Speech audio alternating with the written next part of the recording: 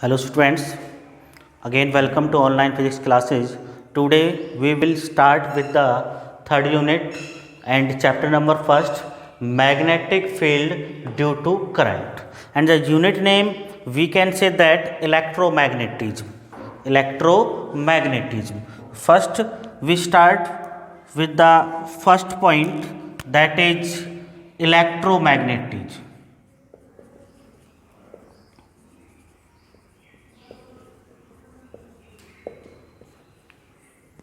Electro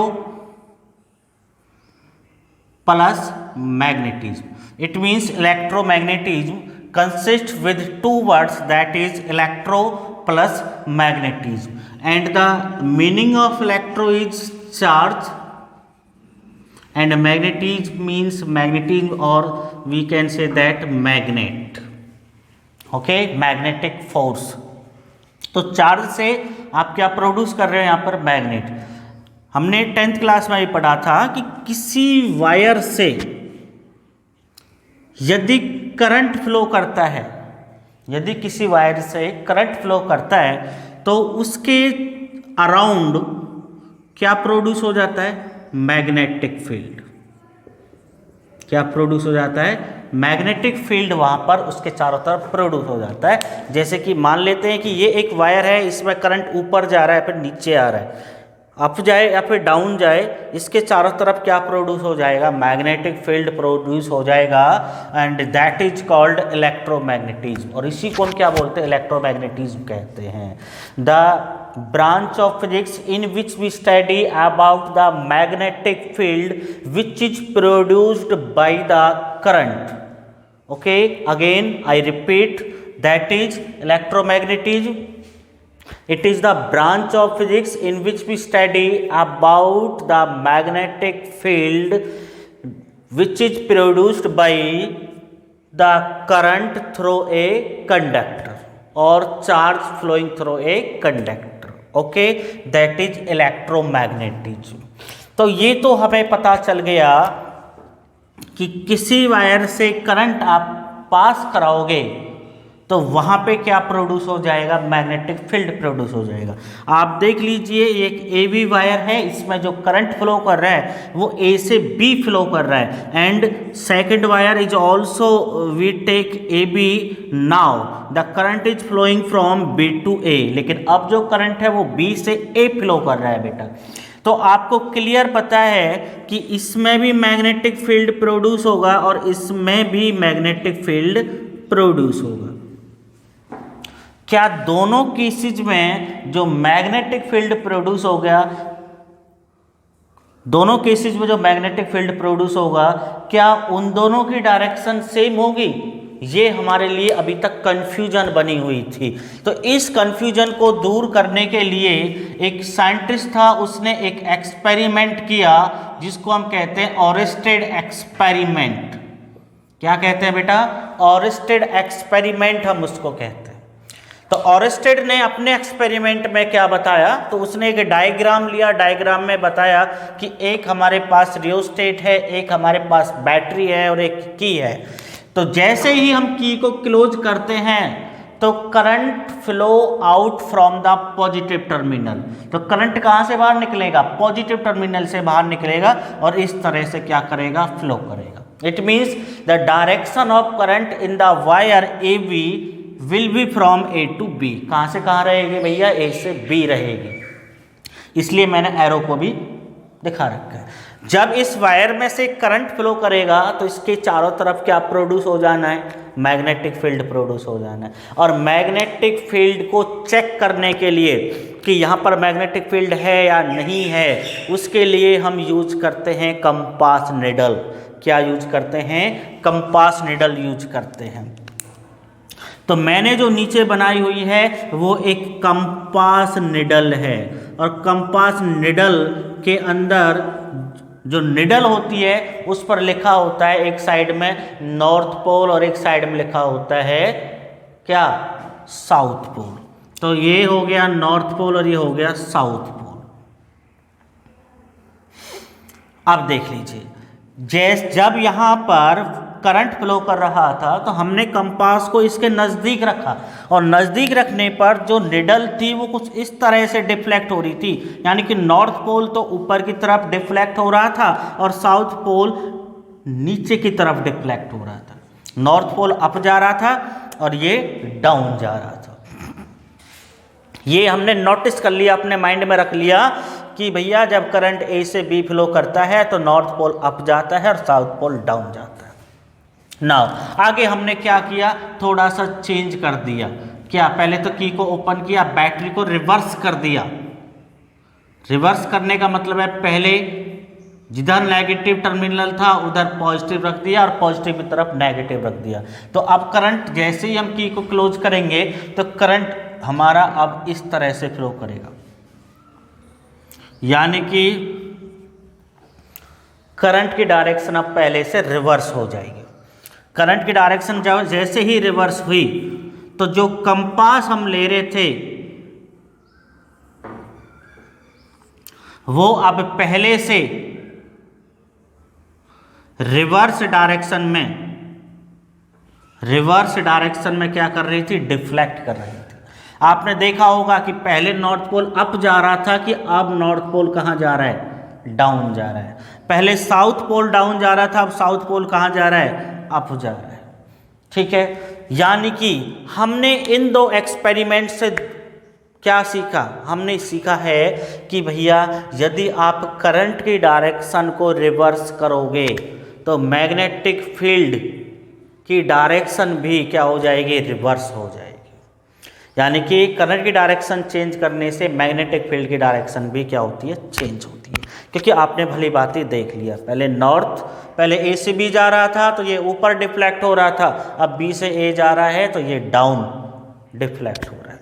लेकिन अभी तक हमें और स्टेट ने एक्सपेरिमेंट तो दे दिया, इसलिए हमने ये सीख भी लिया कि करंट की डायरेक्शन चेंज करने से मैग्नेटिक फील्ड की डायरेक्शन चेंज होती है। लेकिन अभी तक हम पूरा कन्फ्यूजन हमारा दूर नहीं हुआ था, और वो कन्फ्यूजन ये था कि नॉर्थ पोल जो हमारा डिफ्लेक्ट हो रहा था पहले केस में, पर दूसरे केस में हमारा ये क्लियर नहीं हो पा रहा था कि नॉर्थ पोल ईस्ट की तरफ डिफ्लेक्ट हो रहा है या फिर साउथ की तरफ डिफ्लेक्ट हो रहा है। आप खुद ही देख लीजिए, ये नॉर्थ है, ये साउथ, इस तरह से ही तो मान रहे हो आप, इधर वेस्ट और इधर ईस्ट। तो अभी तक हमारा क्लियर नहीं हो रहा था कि नॉर्थ, उसमें क्लियर हो रहा था कि नॉर्थ अप जा रहा है, लेकिन हमें ये कंफर्म नहीं होता कि वो वेस्ट की तरफ जा रहा है फिर ईस्ट की तरफ जा रहा है। तो ये कन्फ्यूजन हमारी दूर नहीं हुई थी। तो इसके बाद में और डायरेक्शन को और क्लियर करने के लिए एक और साइंटिस्ट था एम्पियर, उसने अपना रूल दिया, एम्पियर्स स्विमिंग रूल। उसने क्या बताया, उसने बताया कि मान के चलो ये एक वायर है ए बी और इसमें एक करंट फ्लो कर रहा है। तो करंट फ्लो कर रहा है, इसके चारों तरफ क्या होगा, मैग्नेटिक फील्ड होगा। और वो कह रहा है मान के चलो एक टैंक है, टैंक के अंदर वाटर है और वाटर में कोई मैन स्विम कर रहा है। मैन क्या कर रहा है, सिर्फ स्विम कर रहा है, क्यों स्विम कर रहा है, इधर उसका फेस है, इधर इसका फीट। तो मैन जो है उसी डायरेक्शन में स्विम करेगा जिस डायरेक्शन में करंट फ्लो कर रहा है। तो उसने कहा कि यदि ऐसा हो रहा है, कैसा, कि मैन उसी डायरेक्शन में स्विम कर रहा है जिस डायरेक्शन में करंट फ्लो कर रहा है, तो उस केस में जिधर ये अपना लेफ्ट हैंड, क्योंकि जब वो स्विम करेगा तो मान के चलो करंट ऐसे जा रहा है, ऐसे स्विम कर रहा है, तो वो अपना लेफ्ट हैंड ओपन करेगा। जैसे ही वो अपना लेफ्ट हैंड ओपन करेगा, जिधर वो इंडिकेट करेगा उधर नॉर्थ पोल डिफ्लेक्ट करेगा। क्या करेगा, नॉर्थ पोल डिफ्लेक्ट करेगा। समझ आ गया भाई।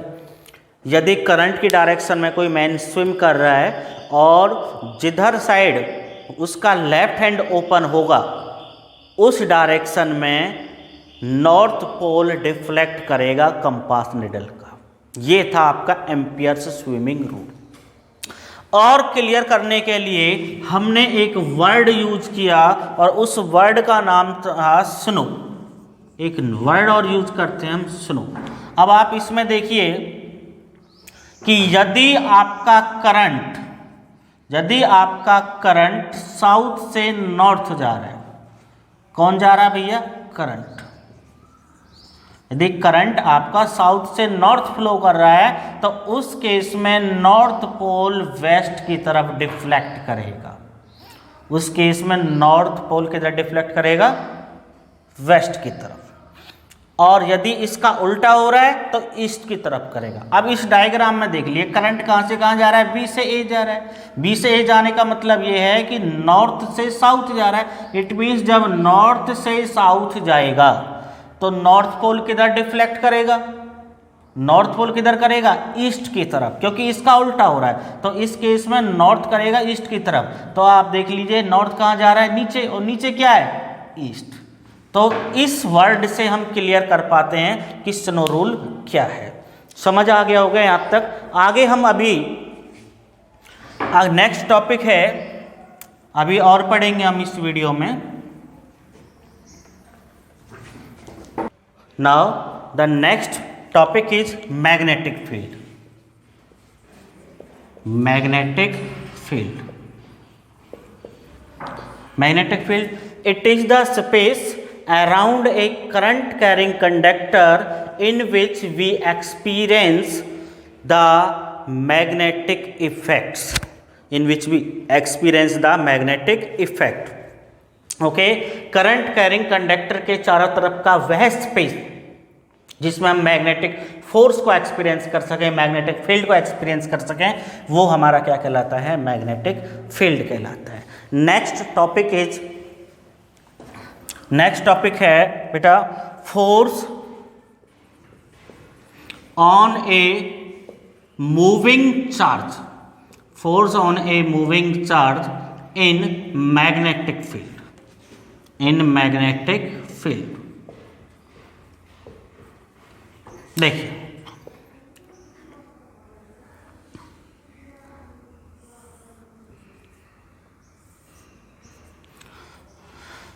This is X axis, Y axis, Z axis, O is origin. Let magnetic field is represented by O X. जो मैग्नेटिक फील्ड की डायरेक्शन है वो अलोंग द एक्स एक्सिस है, and the charge particle is moving making an angle theta with किसके साथ? Magnetic field with velocity v। ठीक है, हमने क्या माना है? हमने माना है कि कोई चार्ज पार्टिकल q मूव कर रहा है v वेलोसिटी से और मैग्नेटिक फील्ड के साथ एंगल बना हुए है थीटा। आपको पता है कि जब कोई चार्ज पार्टिकल मैग्नेटिक फील्ड के अंदर मूव करेगा तो वो क्या एक्सपीरियंस करेगा? फोर्स एक्सपीरियंस करेगा, और फोर्स को रिप्रेजेंट कर रहे हैं हम यहाँ इससे। अब आपको पता है कि v के यदि हम कंपोनेंट बनाएं तो एक कंपोनेंट तो इधर आ जाएगा v cos थीटा, क्योंकि जिधर थीटा होता है उधर cos आता है, और जिधर थीटा नहीं होता उधर क्या आता है? साइन होता है। ओके, अब देखिए the force experienced bye charged particle is depend upon. जो ये फोर्स है वो किन किन बातों पे डिपेंड करता है?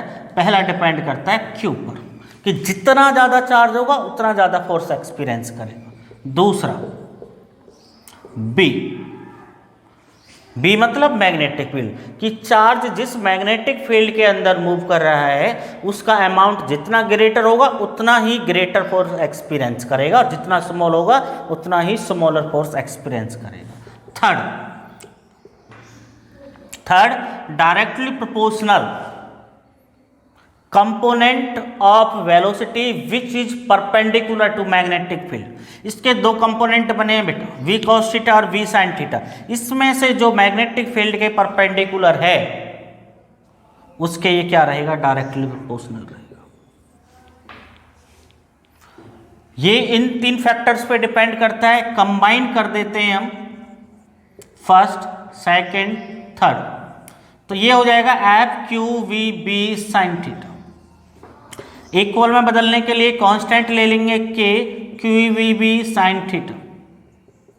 के क्या है? प्रोपोर्शनलिटी कांस्टेंट है, क्योंकि प्रोपोर्शनल की जगह ये आया है।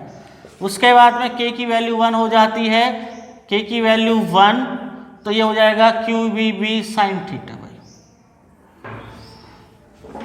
वेक्टर फॉर्म में लिखोगे तो ये क्यू तो स्केलर होता है, ये हो जाएगा v क्रॉस b, क्योंकि v क्रॉस b होगा v b sine theta. This is vector form. अब फोर्स हमारा वेक्टर फॉर्म में है, तो हमें क्या चाहिए? इसकी डायरेक्शन को पता करने के लिए हम यहां पर यूज करेंगे राइट हैंड रूल।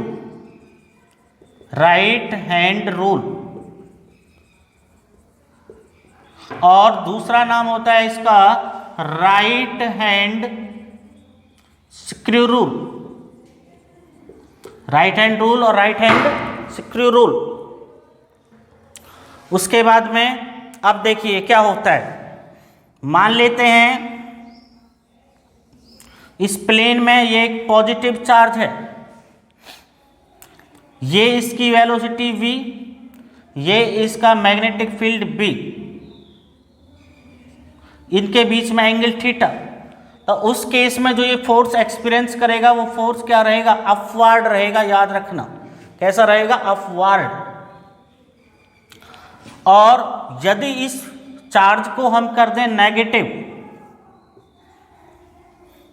नेगेटिव कर देते हैं, ये इसकी वेलोसिटी, ये इसका मैग्नेटिक फील्ड, बीच में एंगल थीटा, तो उस केस में ये फोर्स जो है वो रहेगा downward, vertically downward, in this case vertically upward. Any problem?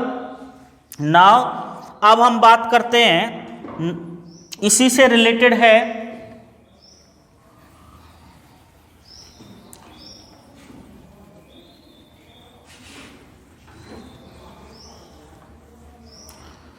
there is another rule which is also used to find the direction of force experienced by charge in magnetic field, and that is Fleming's left hand rule. Fleming's left hand rule कहता है कि आपको सबसे पहले अपना left hand use करना है। इसमें फर्स्ट फिंगर, सेकंड फिंगर को सेंट्रल फिंगर भी कहते हैं, एंड थंब, इनको एक दूसरे के म्यूचुअली परपेंडिकुलर कर देना है। म्यूचुअली परपेंडिकुलर इस तरह से, इन दोनों के बीच में 90 डिग्री, इन दोनों के बीच में 90 डिग्री और इन दोनों के बीच में 90 डिग्री। तो ऐसा करने के बाद में जैसे ही आप एक दूसरे के इन तीनों को म्यूचुअली परपेंडिकुलर करते हैं, तो आप इस फर्स्ट फिंगर को आप कहाँ प्लेस करोगे? उस डायरेक्शन में जिस डायरेक्शन में मैग्नेटिक फील्ड रहेगा, और इसको आप प्लेस करोगे जिधर चार्ज मूव कर रहा है, जिधर चार्ज मूव कर रहा है। आपने ऐसे कर दिया कि इधर साइड तो मैग्नेटिक फील्ड है, आपने प्लेस कर दिया, इधर चार्ज पार्टिकल जा रहा है, आपने प्लेस कर दिया। अब आपको थंब स्ट्रेच करना है, कर दिया। ये किधर इंडिकेट कर रहा है? ऊपर की तरफ। तो भैया ऊपर की तरफ क्या होगा? फोर्स एक्सपीरियंस करेगा चार्ज पार्टिकल। ओके, आपको समझ आ गया? पहले ये दोनों आपको फिक्स करने हैं। जिधर मैग्नेटिक फील्ड है उधर को इस फिंगर को फिक्स कर देना, जिधर वेलोसिटी, जिधर चार्ज पार्टिकल मूव कर रहा है उधर इसको फिक्स कर देना है। उसके बाद में फिर आपको इसको ओपन करना है, थंब को। थंब जिधर इंडिकेट करेगा उधर क्या होगा? फोर्स होगा। ओके, आगे बस एक छोटी सी बात और रह गई इस वीडियो के अंदर, और वो है यूनिट्स। वो है यूनिट्स। जो यूनिट है मैग्नेटिक फील्ड की वो होती है भाई टेस्ला। क्या होती है? टेस्ला होती है। F is equal to q v B sine theta हम अभी पढ़ रहे थे, तो B इज इक्वल टू हो जाएगा F अपॉन में क्यू वी साइन थीटा। और फोर्स की होती है न्यूटन, चार्ज की होती है कूलाम, और इसकी होती है मीटर पर सेकेंड। वेलोसिटी की होती है मीटर पर सेकेंड। अब देख लेते हैं कि मैग्नेटिक फील्ड की क्या है? टेस्ला है,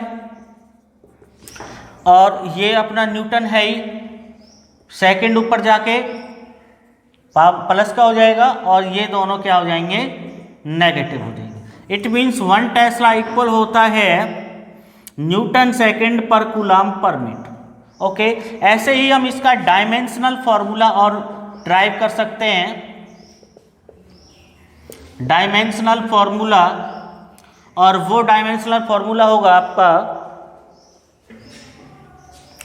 डायमेंशनल फॉर्मूला में देखिए कि अभी आपके पास फॉर्मूला था B = F/QB, और अब आप देख लीजिए फोर्स की होती है mLT-2, चार्ज की होती है AT, और वेलोसिटी की होती है LT-1। अच्छा, इससे ये कैंसिल हो गया, L से L कैंसिल हो गया, तो ये आपका आ गया MT-2, और ये ऊपर जाएगा -1 हो जाएगा। ओके, एक और माइंड में आता है अभी इसी फॉर्मूले से बेस्ड, और वो है कि F = QVB sin थीटा, जो अभी आपने पढ़ा था, क्या उस पर कोई केस बन सकते हैं? केस बनते हैं, और केस है आपका, एक फर्स्ट केस बनता है इफ थीटा = 0, तो F = QVB sin थीटा, ये होता है ना फॉर्मूला, और साइन 0 की वैल्यू क्या होगी? 0। इसका मतलब ये है कि यदि कोई चार्ज पार्टिकल मैग्नेटिक फील्ड के पैरेलल मूव कर रहा है तो उस केस में कोई फोर्स एक्सपीरियंस नहीं करेगा। मतलब इधर मैग्नेटिक फील्ड है और इधर ही चार्ज पार्टिकल मूव कर रहा है, तो उस केस में वो कितना फोर्स एक्सपीरियंस करेगा? 0 फोर्स एक्सपीरियंस करेगा। और दूसरा है केस सेकंड, इफ थीटा = 90, तो F = QVB sin 90 हो जाएगा, और sin 90 की वैल्यू क्या होती है? 1 होती है, और आपको पता है कि साइन की टेबल में 1 जो होती है वो मैक्सिमम वैल्यू होती है, तो इस केस में ये मैक्सिमम फोर्स एक्सपीरियंस करेगा। क्या करेगा? Maximum force experience. It means magnetic field ऐसे है और वो चार्ज पार्टिकल ऐसे जा रहा है, तो इस केस में चार्ज पार्टिकल जो फोर्स एक्सपीरियंस करेगा वो कैसा होगा? मैक्सिमम होगा। समझ पा रहे हो? केस थर्ड की बात करते हैं। If theta = 180 degree and F = QVB sin 180, और sin 180 की वैल्यू होती है sin 90 + 90 cos 90, और cos 90 होता है आपका 0, तो इट मीन्स F = 0। इसका मतलब ये है कि मैग्नेटिक फील्ड ऐसे है और चार्ज पार्टिकल ऐसे जा रहा है, तो इस केस में भी वो कितना फोर्स एक्सपीरियंस करेगा भैया? 0 फोर्स एक्सपीरियंस करेगा। आई बात समझ? इस वीडियो में हम इतना ही पढ़ेंगे, और नेक्स्ट वीडियो में हम पढ़ेंगे बायोट-सावर्ट्स लॉ।